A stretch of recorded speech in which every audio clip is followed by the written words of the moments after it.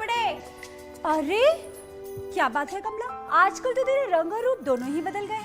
कोई लॉटरी वॉटरी तो नहीं लग गई? एरा मेरा बम्पर प्राइस ओसवाल साबुन। अब धुलाई में मेहनत हो गई कम, सफेदी में आ गया दुगना दम।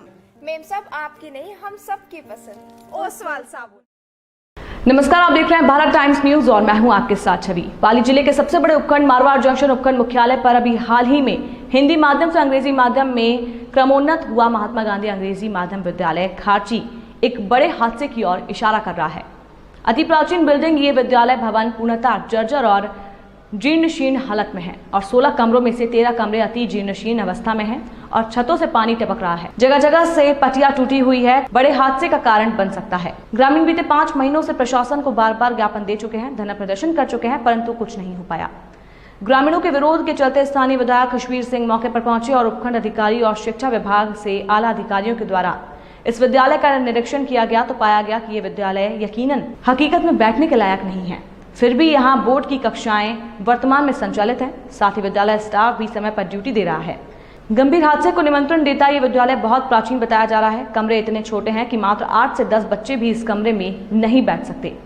लड़कियों के लिए बना शौचालय खुला पड़ा है, ऊपर छत नहीं है, दरवाजे नहीं, इसलिए बालिकाओं में भी आक्रोश है। बरसों पुराना ये विद्यालय प्रशासन की कमजोरी और अनदेखी को दर्शाता है। प्रशासन बड़े बड़े दावे करता है उपखंड मुख्यालय का एकमात्र अंग्रेजी माध्यम विद्यालय बिल्कुल ही बैठने के लायक नहीं, तो फिर किस आधार पर प्रशासन और सरकार द्वारा इसको महात्मा गांधी में स्थानांतरित किया गया? सरकारें आई और गईं, लेकिन इस विद्यालय की तस्वीरें नहीं बदली। राजस्थान में शिक्षा विभाग छात्र छात्राओं के प्रति इतनी निर्दयी कैसे हो सकती है? जानकारी के अनुसार इस विद्यालय में करीब 600 से ऊपर बच्चे छात्र छात्राएं अध्ययनरत हैं। ये तो गनीमत है कि इस समय कोरोना काल को देखते हुए विद्यालय बंद है, परंतु कभी भी सरकार के आदेशानुसार विद्यालय खुल सकते हैं।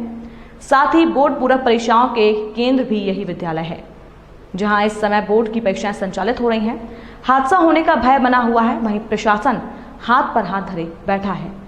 सर, ये जो आपके विद्यालय की जीर्ण अवस्था देखी जा रही है, बड़ी दयनीय स्थिति है। यहाँ 13 कमरों में पानी टपक रहा है, ऐसे हालात बने हुए। आपने क्या उच्च अधिकारियों को अवगत नहीं कराया क्या?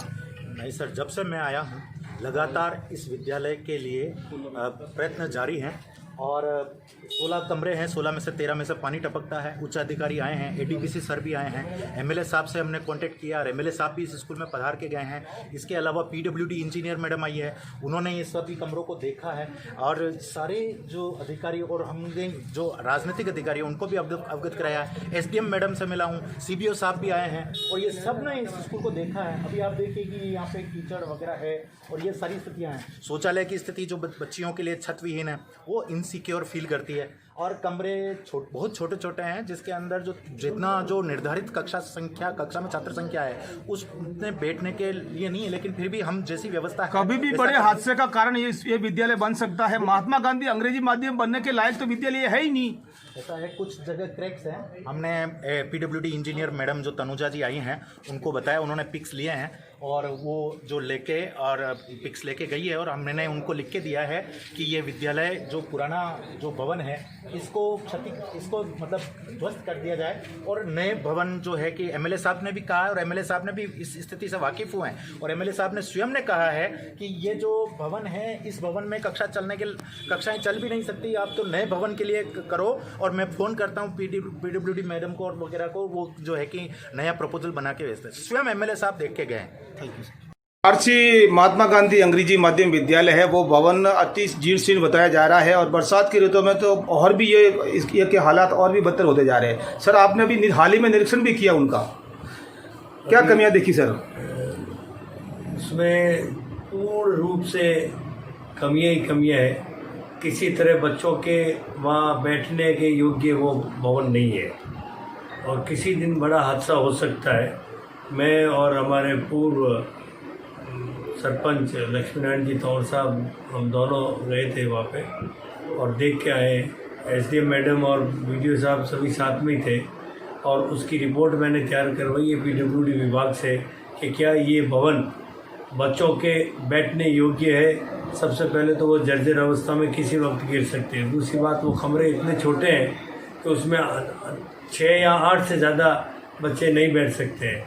तीसरी बात, उस प्लिंथ है ही भी नहीं, तो पानी जो भरता है बारिश का वो पानी अंदर कमरों तक भर जाता है। तो उस हिसाब से मैंने रिपोर्ट बनवाई है ANPWD से, और ये रिपोर्ट भिजवा के भारत सरकार से नए भवन की पूर्व में भी मैंने वाडिया में इसी तरह नया भवन स्वीकृत करवाया 61 लाख रुपए में। तो इसका भी रिपोर्ट बनवा के और इसका नया भवन का एस्टीमेट भिजवाऊंगा ताकि जल्दी स्वीकृत करवा दूँ। बरसात में आप लोग देख सकते हैं ये यहाँ पे कितना कीचड़ होता है।